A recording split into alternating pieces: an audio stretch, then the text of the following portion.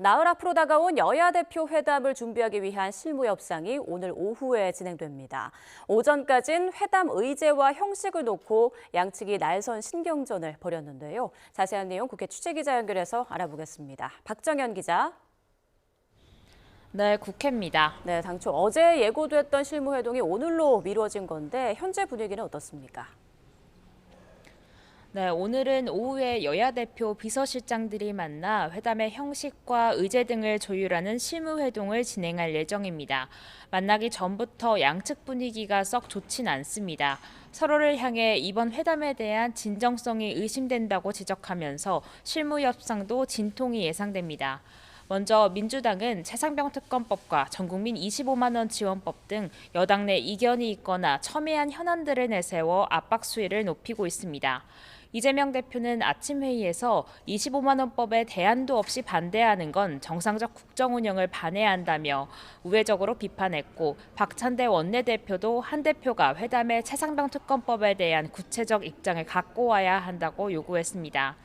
민주당 관계자는 또 YTN과 통화에서 국민의힘이 의제로 꺼내든 정쟁 중단을 두곤 야당이 추진하는 각종 특검과 탄핵안을 가로막아 재간을 물리려는 게 아니냐며 사실상 수용이 어렵다는 의견을 내놓기도 했습니다.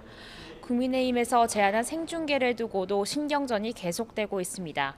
민주당은 합의 없이 선점하듯 회담 형식을 언급하는 건 맞지 않았다며 앞서 어제 예정된 실무 협상을 하루 미룬 바 있습니다.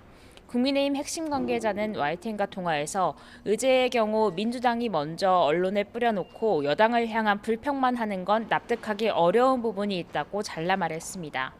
곽규택 수석 대변인도 민주당 이재명 대표가 지난해 공개 정책 대화를 요구했던 점을 거론하며 반대할 명분이 없다고 꼬집었습니다.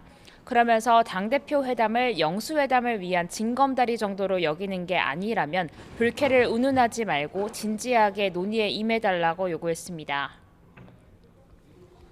네, 회담을 앞둔 각 당 분위기도 알아보죠. 정치적 득실을 놓고 셈법이 복잡할 것 같은데 어떻습니까? 네, 이런 신경전에도 불구하고 양당 모두 손해볼 건 없다고 평가하는 분위기입니다. 민주당 내부에선 최상병 특검법, 25만 원법 등 여당 내 이견이 있는 법안들을 제시하면서 내부 분열을 노릴 수 있겠다는 계산도 깔려 있는 것 아니냐는 분석도 나옵니다. 이재명 대표 취임 직후인 만큼 여야 협치기 분위기를 보여주며 민생 성과를 거두는 기회가 될 수 있다는 평가도 있습니다. 국민의힘 안에선 의제만 두고 봤을 땐 유리한 측면이 적지만 한 대표 입장에선 정치적 역량을 키우는 계기가 될 거란 전망도 나옵니다. 이 대표와 1대1 구도를 통해 대선 주자로서 이미지를 굳힐 수 있다는 겁니다. 네, 끝으로 오늘 국회 상황도 전해주시죠. 네, 먼저 국회 과학기술정보방송통신위원회에선 공영방송 이사 선임 과정의 정당성을 규명하기 위한 세 번째 방송장악 청문회가 진행 중입니다. 다만 이진숙 방통위원장과 김태규 직무대행을 비롯해 증인 다수가 불참했습니다. 청문회에 앞서 민주당 소속 최민희 국회 과방위원장은 그간 공석이었던 야당 몫의 방통위원을 추천하겠다고 말했습니다. 그러면서 이후 여야 추천 방통위원들이 함께 공영방송 이사를 재추천하기를 기대한다며 민주당이 방통위원을 추천한다면 대통령이 바로 임명하도록 여당이 역할을 하겠느냐고 물었습니다. 이에 국민의힘 여당 간사인 최영도 의원은 신속한 5인 체제 복원을 바라기에 그 부분에 대해 신의를 지킬 것이라며 긍정적으로 답했습니다.